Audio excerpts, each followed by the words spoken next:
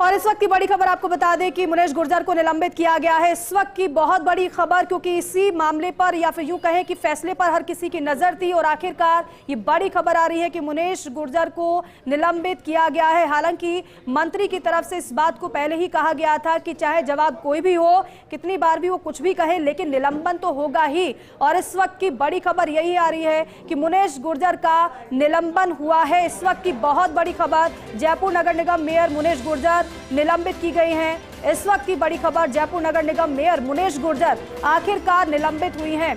भ्रष्टाचार का आरोप उन पर था। अभिषेक हमारे सहयोगी हमारे साथ जुड़ रहे हैं। अभिषेक, आखिरकार मुनेश गुर्जर का निलंबन हो ही गया। मुनेश गुर्जर का निलंबन कर दिया गया है।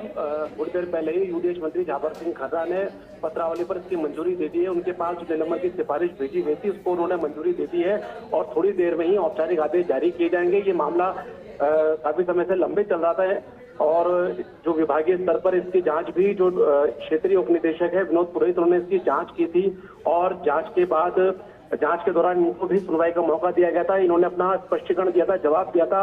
उसका अध्ययन करने के बाद जो टीडीआर है उन्होंने अपनी रिपोर्ट में लिखा था कि प्रथम दृष्टया जो एसीबी का जो ट्रैप का जो मामला है उसमें ये दोषी है और उन्होंने इसकी निलंबन की सिफारिश की थी। इसके बाद मामला आगे बढ़ा, फिर कानूनी राय ली गई।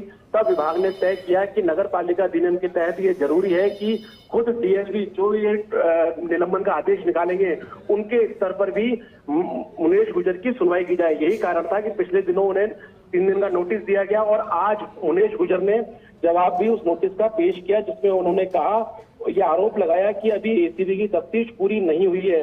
तो लेकिन फाइनली जब उसको जो कुमारपाल गौतम डीएलपी उन्होंने कंसीडर करके फाइल मंत्री तक भिजवाई और मंत्री झाबर सिंह खर्रा ने मुनेश गुर्जर के निलंबन की सिफारिश पर मोहर लगा दी है और कुछ ही देर में अनौपचारिक आदेश जारी होंगे।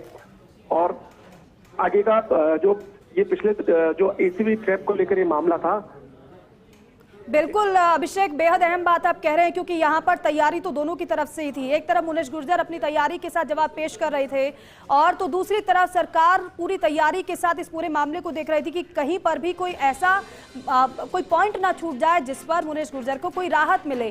क्योंकि पत्रावली में पहले देर हुआ, लेकिन उसके बाद इंतजार इस बात का किया जा रहा था कि पूरी तैयारी हमारी भी हो जाए, कोई ऐसा पॉइंट ना छूट जाए जिससे कि राहत मिले मुनेश गुर्जर को। लेकिन आखिरकार निलंबन की खबर सामने आती है। भ्रष्टाचार का आरोप मुनेश गुर्जर पर लगा था। जिस तरीके से रिश्वत लेने का मामला पट्टे के एवज में, हालांकि उनके पति पर आरोप लगा था और 2 और लोग उसमें शामिल थे, दलालों का भी जिक्र था, लेकिन आरोप यह था कि पति के कहने पर मुनेश गुर्जर ने रिश्वत ली है। लेकिन मुनेश गुर्जर ये कह रही थी कि क्या रिश्वत की डिमांड मेरी तरफ से की गई, क्या एसीबी की तरफ से जो दस्तावेज दिखाए गए हैं क्या उसमें मैं दोषी पाई जाती हूँ, क्या रिश्वत लेते